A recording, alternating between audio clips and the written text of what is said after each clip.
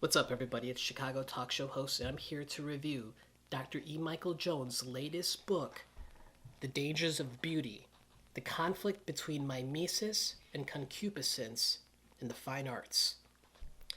So first, I want to say thank you for Dr. E. Michael Jones for writing this book and signing it.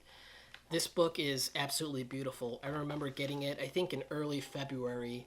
I remember as soon as it came out, I wanted to make sure I ordered it and getting it in my hands, and it's this absolutely stunning hardcover, almost like a textbook of art and things that have to do with beauty and music and architecture and the implications behind them, the dangers behind them. It's filled with wonderful pictures and filled with great resources and references for you to follow up on.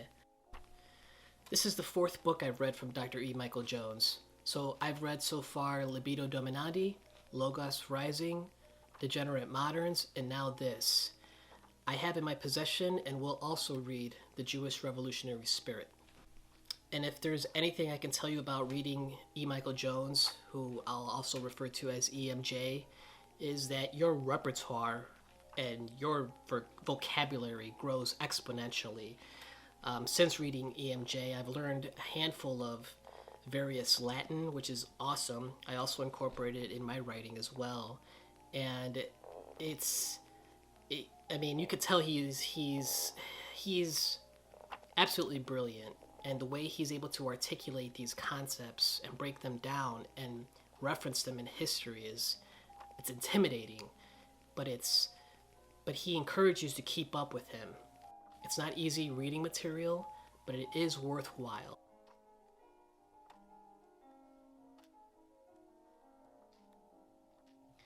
Let's first start by asking some fundamental questions. Is this art?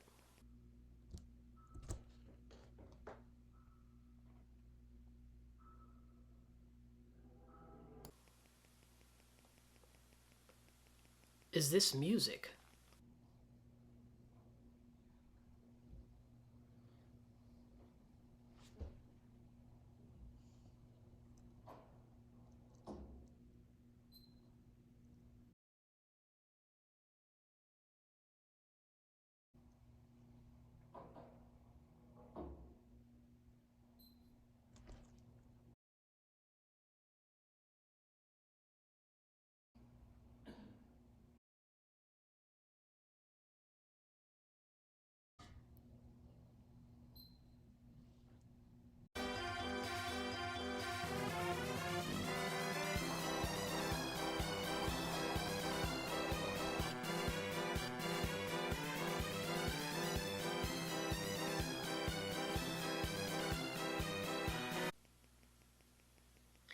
Why were these things so controversial?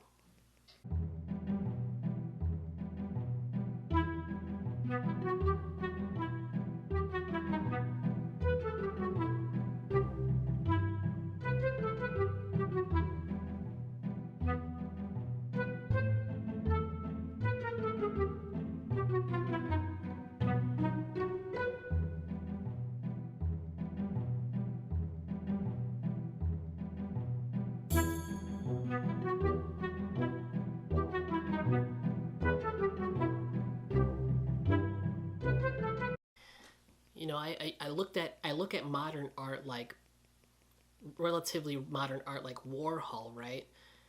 I took an art class in college too, and of course he came up, and I thought to myself, okay, well, you know, you've got a soup can, it's got these bright, vibrant colors, and it's a thing, right? And it seems like such a radical departure from what's considered traditional art, right? And that's the operative term. What is meant by the word traditional? What are the implications there? And of course, on the flip side of it is what is meant by modern art, right? And the superfluous postmodern art. What do these terms mean? Um, this became especially evident for me when I would look at a Pollock painting. which to me look like anybody could do, as far as taking a paintbrush and dripping it over maniacally or frenetically over canvas, and then with different colors, and somehow that would be considered art. And I just never understood that. But I wanted to know, what was the appeal? Like, how did we get here? Most importantly, how do we get to the point in art where nothing, literally nothing, is art? And I mean that in quotes. And so now I feel like a jackass, because now it's one thing to look at some of these quote unquote art as compared to things like Piero della Francesca or Raphael or Michelangelo, some of the Italian greats, and then get to the point where we're in this brave new world, and suddenly a modern artist says, here is nothing, I should be lauded for it. Is that really talent? Is it really talent if anybody could do that? Here's a piece of art right here. You can't see it, but feel free to send me on my Cash App or whatever $1 million, because it's in your mind, right? What you make of it. I'll call it art of Chicago talk show host, right? So go ahead and send me the monies, and I will ship it to you free. So here you go. So this is what drove me to learn about these things. It's this phenomenon, like, how did we get here? And the implications of where we're at today with, like, for example, you see this in drag makeup with, so you see like a Picasso painting, and it's like a deformed, distorted face of a woman, a quote unquote woman, right? And then you kind of see this with, grown men who dress up as women, but then they come out as, they call it drag, but it's like a caricature of a woman, right? It's emphasized eyeliner and all kinds of makeup, and the lipstick, and it looks like an IRL cubist painting that you're wearing on your face, and it's all made up. And so going back to this idea of nothing, right, and then selling it as something, right, which is absolutely insane, and something something twisted about that, something that's it's counterintuitive, right? How can nothing be something, right?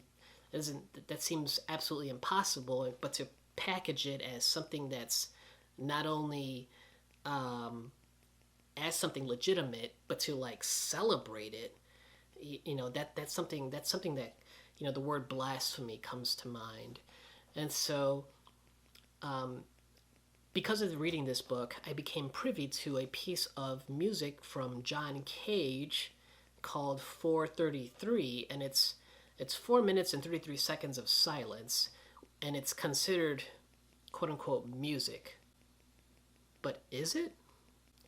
Is somebody recording nothing and picking up the background noises of people coughing or maybe a whisper? Is that really music? Is the absence of sound music? I don't think so. And I think to believe that it is the same thing as falling for some sort of wicked spell.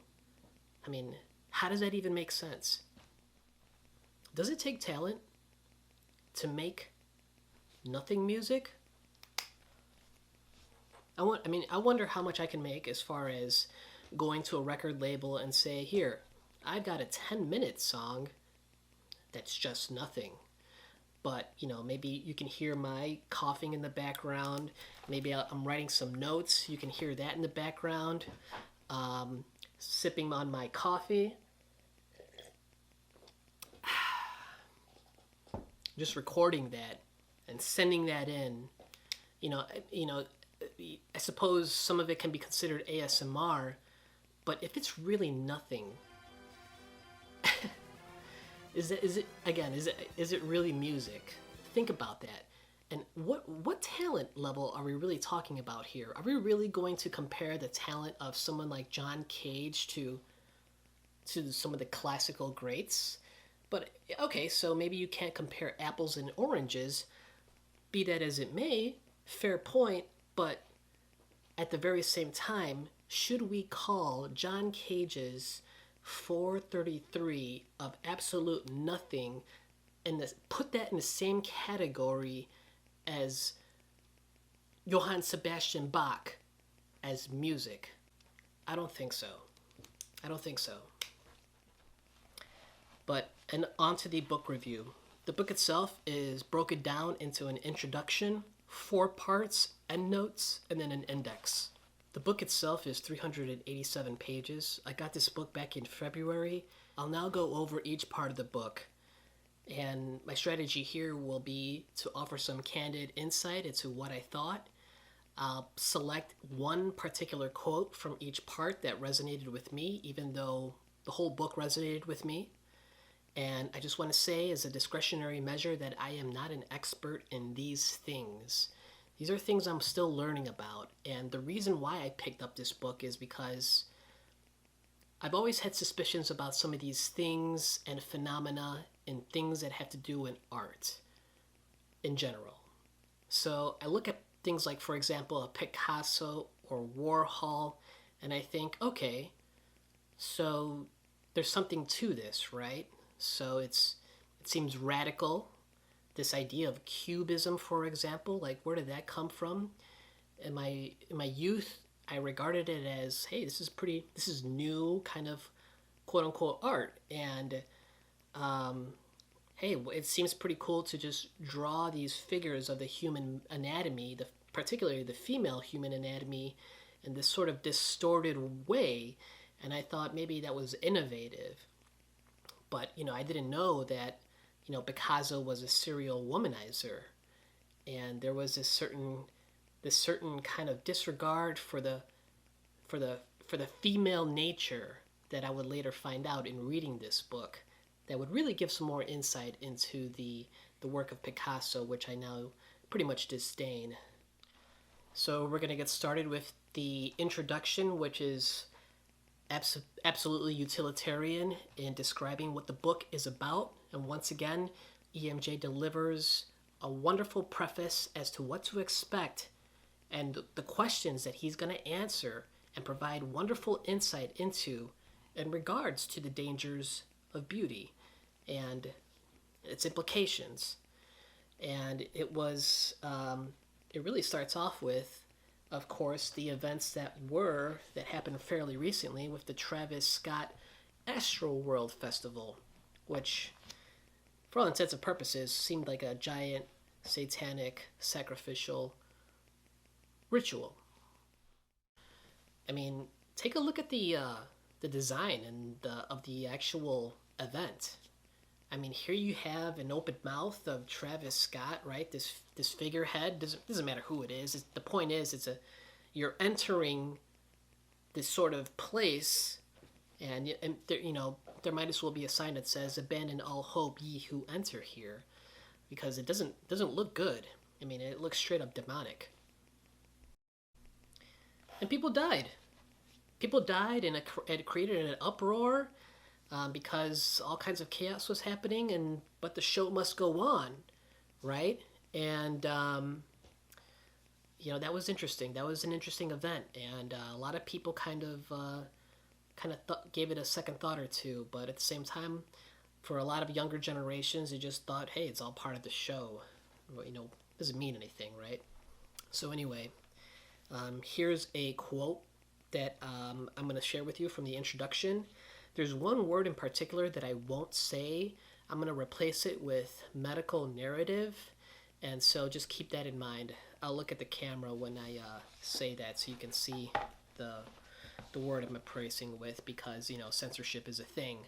EMJ writes, blaming everything from unemployment to medical narrative. The pundits seemed willing to attribute the killings to anything but the music itself. But the ancients knew better. Plato, echoing the theories of Pythagoras, saw music as the link between astrophysics and the moral law, and banned certain modes of music from his ideal republic because the frenzied sexual excess which those modes promoted threatened the very existence of the moral order upon which the social order was based. Plato also felt that certain modes could have the opposite effect, encouraging virtue instead of vice, and recommended music as the best way to train the souls of the young. I'm going to actually send a quick bonus quote as a follow-up to that. EMJ writes, "The fate of the social order, in other words, depends on the soul's ability to apprehend beauty." End quote. And so I'm going to provide a little bit of commentary on that. You ever hear that phrase that beauty is subjective, or that beauty is in the eye of the beholder, right? I don't think that's true anymore. After reading this book, I'm now firmly convinced that beauty is and has always been objective. So think about it. How could one person's versions of what they call beautiful, if you don't agree with that, then clearly there's a dichotomy there, right? And this is especially true if, maybe that person has different sets of morals or a complete absence of morals. Is what they're into, could be considered degenerate? Could it be considered radical? Dare I say revolutionary? Now, I find those things abhorrent, and so how could that person's idea of beauty coincide with my idea of beauty, which is the antithesis of all those things? It's not the same. And so the idea is, if the person who is evaluating something as beautiful, it has to do with a reflection of what's happening within their own soul. And let's just say there's a lot of soulless people out there. So there's reasons for that, and you learn about that in this book. There's reasons for that I mentioned about earlier, Plato and Pythagoras, and you go through a journey. EMJ, he walks you through those nascent periods of articulating art, and it had to do with recognizing a divine aspect in art. Things like, again, going back to Plato, form, essence, being. I mean, these are powerful concepts, right? They're simple, but I mean, there's so much going on with them. And when you read the book, you're gonna learn a lot more than the way I could articulate it for you, because nobody can do it like EMJ. So, on to the next part. So, part 1 is called Painting in Italy, and I really love this chapter. I finally got to learn more about guys like, and I had to look up how to pronounce his name because I was saying it wrong, because that's how uneducated and ignorant I was about these sort of things. I used to say Titian, but it's apparently you actually say it Titian. So I hope I said that right. Again, I'm on a journey of learning as well. I learned about Raphael, Vitruvius. Vitruvius was the man. Definitely look him up. I made sure to order one of his books on Amazon. Actually, I have it on my wish list, but I can't wait to read his work. And it's because of EMJ's knowledge in this book that I've been prompted and inspired to learn more about these kind of people, particularly, again, Vitruvius. So there you go. Piera della Francesca, Michelangelo. I mean, these guys are legendary, and you can see why. And ever since I was a kid, and I maybe caught wind of some of these paintings at some points in my life, in my youth, I immediately thought that they were beautiful. I had an immediate regard for, like, how could they do this? How, especially the robes on some of these paintings. staggering to me that they were able to do that in their day and age. And it's such a trip. It's such a trip. The absolute talent and prodigy and just gifts that these people shared with us. And by us, I mean humanity. It's just absolutely powerful. And that's why their work still resonates so loudly and profoundly to this day. And why I believe something by Pollock or Warhol will always pale in comparison to the Italian greats. Okay, so the next part is part 2, music in Germany. I really love this chapter as well. I couldn't wait to just learn more about the great classical composers, Beethoven, Bach, Mozart. I've always heard of these names, right? And I was sort of familiar with their stuff, but in all reality, not really. And as I read this book, I became more interested, and then I started to find out. Again, I'm not an expert in these things, but I'm so glad that I have opened up the doors in my mind and in my heart and in my soul to their works, because ever since this really starting to look into their works, particularly Beethoven's Sixth, the Ninth, that comes to the top of my head. I mean, it was a lot of fun to really get an understanding, if not basic, but at least a significantly more advanced for someone at my level, to finally learn about these people and their background and some of their inspiration. I didn't know Beethoven's music. Some of it was inspired by Napoleon, right? And it's just like that's just one example, and it's wild to me, right? But at the same time, it shouldn't come as that much of a shock, right? These composers they make these musical pieces based on what's happening so much around their lives and what they're living and what they're seeing. And of course, taking their incredible talents and putting together these legendary compositions that continue to move people to this day.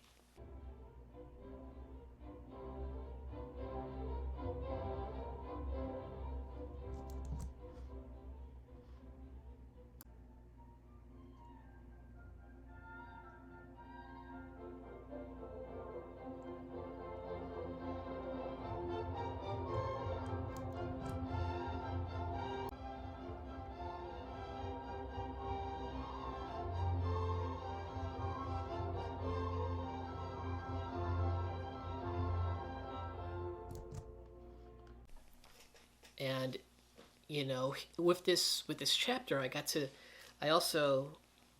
became privy to the name of Richard Wagner, for example, through EMJ's other works, but there's a great bit of information that provides background into the implications behind his work, particularly Tannhäuser, Tristan and Isolde, and Das Rheingold, which I'm still learning about. But I mean, for example, this book has also inspired me to further educate myself on these sort of things. So, someone very special to me was kind enough to let me borrow this. So this is the Wagner Handbook, and so I look forward to this kind of gives you some insight into some of his work, which is pretty cool. So again, because I want to learn about these things, so and make my own conclusions, which I encourage you to do as well, right? And of course, something called Stories of the Great Operas by Ernest Newman. So this book gives insight into, for example, with Tannhäuser, it gives insight as to some of the meaning behind it, behind these operas. And so this was also borrowed to me by someone very special in my life as well, and so I'm very grateful for that. Right, so now I'm going to share with you a quote that stood out for me. in this part 2, Music in Germany.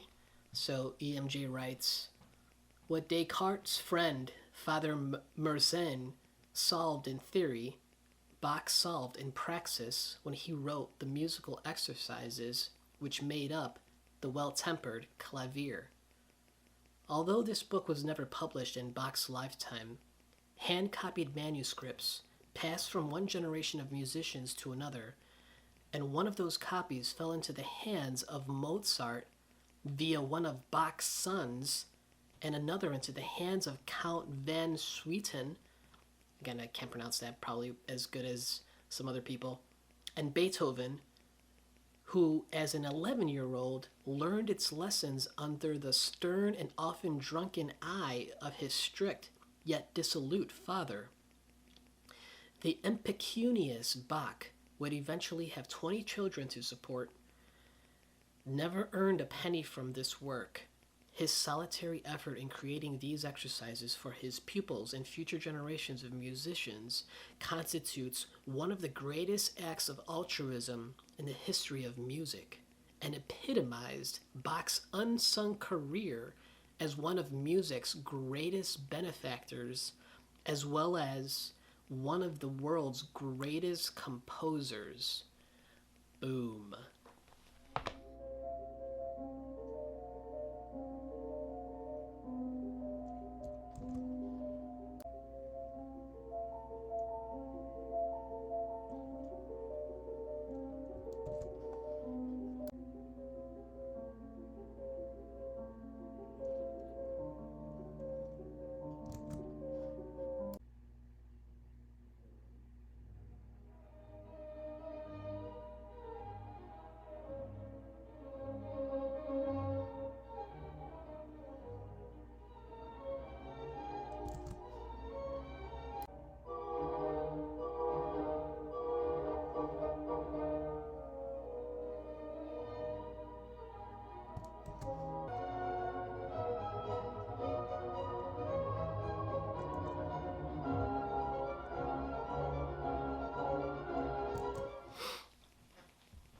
So the next part is part 3, Poetry in England. This chapter was illuminating, but admittedly was a pretty difficult read for me. EMJ serves up right away with the good stuff. I mean, it's all good. With music and insight into some art, as far as the Italian greats in history, and then we get into poetry, right? But at the same time, it's absolutely powerful, but some of those references were and are difficult to comprehend if you don't know the backdrop and know some of these references. They can fly right over your head. So this part for me was the most difficult part of the book, and I think in time when I do a rereading of this book, I'll gain an even better understanding. But this book, or this chapter in particular, was pretty difficult to get through and understand, to be honest. But I'm here to learn. Here this book talks about and makes reference to guys like Goethe and F.W.J. Schelling, and Hegel and the Trinity and the dialectic. And what's crazy is poetry's connections with the musical greats like Beethoven, right?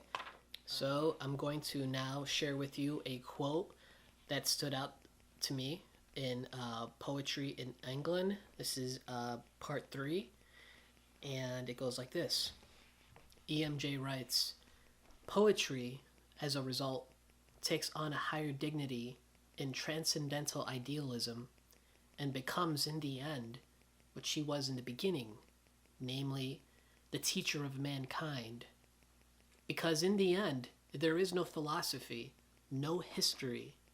Poetry alone will outlive all of the other arts and sciences. At this point, Schelling called for a new mythology, something which has never appeared in the mind of man. This new mythology, however, must exist in service to the idea. It must become a mythology of Logos. So again, part 3, it's a long chapter, it's tough, but you'll come out way ahead in your knowledge of these sort of things. In part 4, here we finally get to modernity and what it means and its implications and the people behind it and what's pushed in modernity, right? And what do I mean by that? Well, say if a business has a monopoly, right? And if a business has a monopoly, they can control, who gets the business of the monopoly and who doesn't, right? Who gets funding for certain things and who doesn't. And maybe that monopoly is aligned with certain things that they believe in. They run contrary to other things that in the past were regarded as significant. And so here there's a lot of elements that have to do with subversion, transgression, undermining of such things. And what I mean by that is the stark differences in the terms traditionalism and modernity. So in part 4 of this book, what I really also loved reading about was gaining wonderful insight into architecture. So I don't know about you, but living in Chicago, I've always, like many people, really like a lot of the architecture here, especially the Gothic architecture. I think particularly some of the houses in Logan Square kind of just have like this Gothic look. You got the gargoyles in front of the stone gargoyles in front of the houses and stuff. Kind of like these cathedral-like rooftops that are kind of shaped like castles. I mean, really cool kind of medieval kind of look to them, at least to me. And I've always had a prescient understanding that architecture is a thing, right? I didn't go to school for anything like that, but again, you don't have to be a professional or a student of architecture to look at certain things and at the very least say, I like this piece of architecture because of X reasons, and I don't like this piece of X architecture for X reasons, right? And it's interesting when you break it down like that, because architecture, there's a lot more going on than just brick and mortar and design and floor layouts. There's more to it. And I think in a lot of modern societies, everybody tries to pretend that there isn't this political, religious aspect to architecture because they may offend some people. And I think that's a fundamental problem. We need to be able to discuss things. If we can talk about X group of people, we need to be able to talk about every kind of people, right? And so when that sort of thing is choked and suffocated, then what you have is essentially censorship, right? I think what's telling is as soon as you start saying that you can't talk about certain things in certain capacities, but you can do those very same things about other people in certain capacities, there's an obvious delineation of inconsistency, and to not acknowledge it becomes palpable. It becomes the quintessential version of the pink elephant in the room. And I think there's a lot of wizardry and spell casting to keep people to ignore it or not talk about it because you'll get in trouble. But it is there. It is there. It's been there for about 2,000 years. And, it's getting to the point where the pink elephant is pushing you against the wall. And at the very end of the day, I am an advocate for open discussion. It's the healthiest thing for society, to have open discourse. Also, when I was reading this chapter is, you got to find out how an ex-Nazi designed a synagogue. How does that happen? So I'll say it again.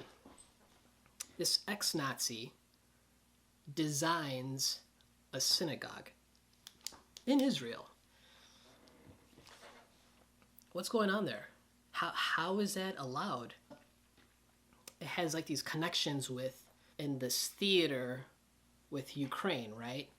how there are some, good Nazis, quote unquote, good Nazis that are endorsed by certain organizations, but at the same time, there's quote unquote bad Nazis. How does that make any sense? How could there be quote unquote good Nazis and then quote unquote bad Nazis? How can you have it both ways? And so it was also in this chapter that I learned about a fellow named Stanley Tigerman. And Stanley Tigerman has this interesting quote. It's a direct quote.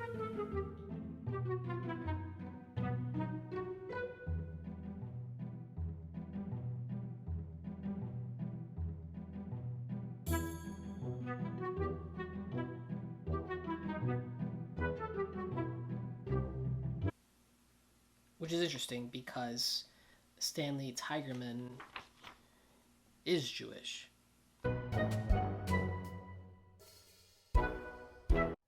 Okay, so, I should be able to be okay there, right? I can quote people. It's a direct quote. That's not my words. He is what he is. He said what he said. So, with that said, I actually have two quotes for this chapter that I'd like to point out. And without further ado, here is one of them. EMJ writes, architecture, as a result, becomes a branch of deontology. There is no being, and all of our buildings must now reflect that newly discovered absence. Peter Eisenman, as I said, was one of Philip Johnson's most devoted followers. Since Eisenman was not a homosexual, it should have been obvious that he was destined to come up with his own definition of postmodernism. Unlike Bess, who can't see that the hidden grammar of postmodernism is homosexuality, Eisenman is able to derive an even deeper grammar from homosexual postmodernism, namely the grammar of subversion.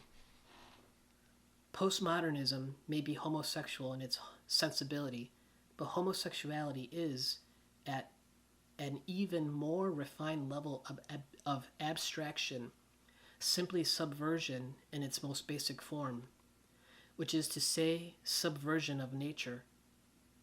Eisenman was interested in more complex forms of subversion. This understanding of postmodernism allowed Eisenman and his coterie to lead that movement into a new era, subsequently known as deconstructionism. So if modernism gave expression to the American WASP reading of the Enlightenment and its moment of triumph after the defeat of fascism, then postmodernism expressed the homosexual subversion of that triumph and sexual liberation, and stylistic relativism of the sort that became regnant during the America of the 70s, with the ascendancy of cultural icons like Andy Warhol. Postmodernism was the architectural equivalent of pop art, both of which were campy, effete, and homosexual.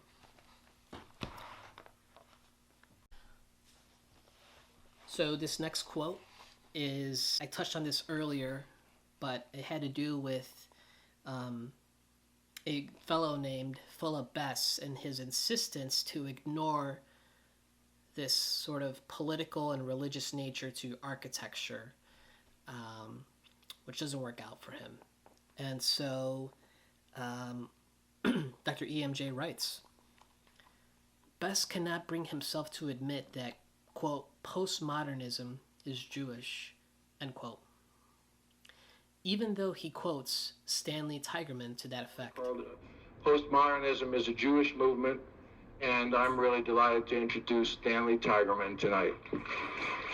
Because the very idea of Jewish architecture is an affront to the American civic religion, which implicitly states that all architectures must be secular, which is to say, in some sense of the word, Masonic.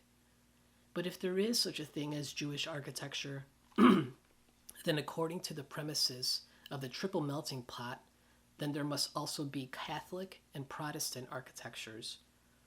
And once we admit that, we have to inquire into the content of each. And this is clearly a project that makes Bess uncomfortable. Because Bess, no matter where he goes to church on Sunday, believes in Judeo-Christianity.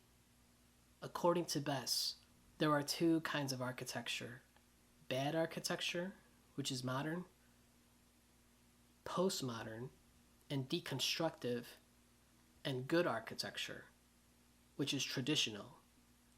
Quote, end quote, traditional architecture promotes spatial, formal, and decorative hierarchies appropriate to the dramas of public and private life, and is biased toward making its grandeur proportionate to its function and the communal significance of the institution for and by it has been commissioned. End quote. EMJ continues, traditional architecture is, end quote, an architecture of physical and symbolical substance of buildings, with surface shadow and depth associated with thick walls and moldings, penetrated by windows and door openings, in contrast to the thin, taut, shadowless skins of our contemporary, visually dematerialized architecture, of buildings that look like buildings rather than machines or ocean liners or mirrored reflections of other buildings. All right, you get one more bonus quote from this fourth part, and I thought it was hilarious. EMJ, he's Mr. Serious, but at the same time, he's got a cutting sense of humor, which is I really love. And so he writes, it's in regards to the Frank Gehry Experience Music Project in Seattle, Washington, 2000. So in regards to that, EMJ writes, then there is the Experience Music Project, Seattle 1995-2000, which looks like 3 trash bags sitting next to each other, or as the catalog of his work puts it. And then he kind of goes on into it. That was hilarious because, I mean, absolutely it does. I mean, all that's missing are the labels of the trash bags themselves. What are the companies? I think one of them begins with a G, and he absolutely nails it, right? I thought that was pretty hilarious, because it's true. So in conclusion, I highly recommend this book. I give it a 10 out of 10. I'm so thrilled to have it in my collection, a signed copy as well. Thankful for Dr. E. Michael Jones being a voice of reason and truth and information in this day and age. There's not a lot of those guys left, right? There's somebody I kind of used to. I still kind of like his work in Jordan Peterson.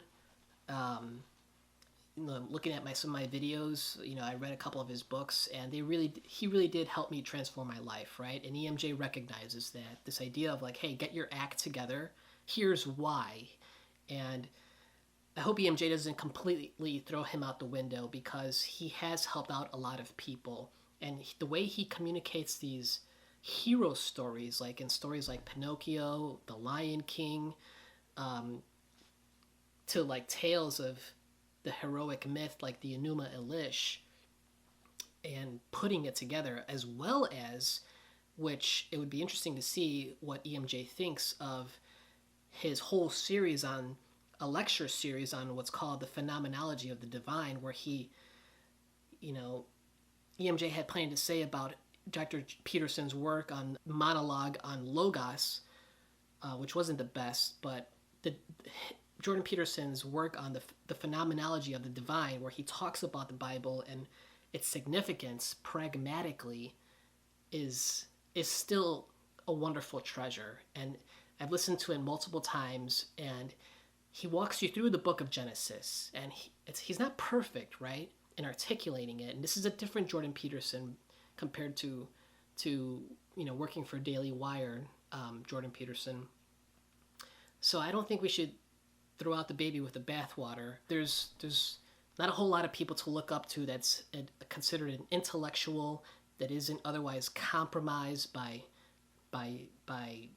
shekels or other power and influence, and especially someone who believes. And so I see EMJ as a champion for that sort of thing, a champion of Logos, and I highly recommend his work. visit his channel, culturewars.com. He's got a great magazine that I'm also subscribed to that I also recommend. Comes in monthly, which is great. And who knows, maybe one day I'll be able to interview him or something, or have a moment with him, so that would be really cool. But I really hope you appreciate this book review. The Dangers of Beauty, the Conflict Between Mimesis and Concupiscence in the Fine Arts. You can order it through culturewars.com. It's a nice hardcover to add to your collection of based books. Thank you very much for watching.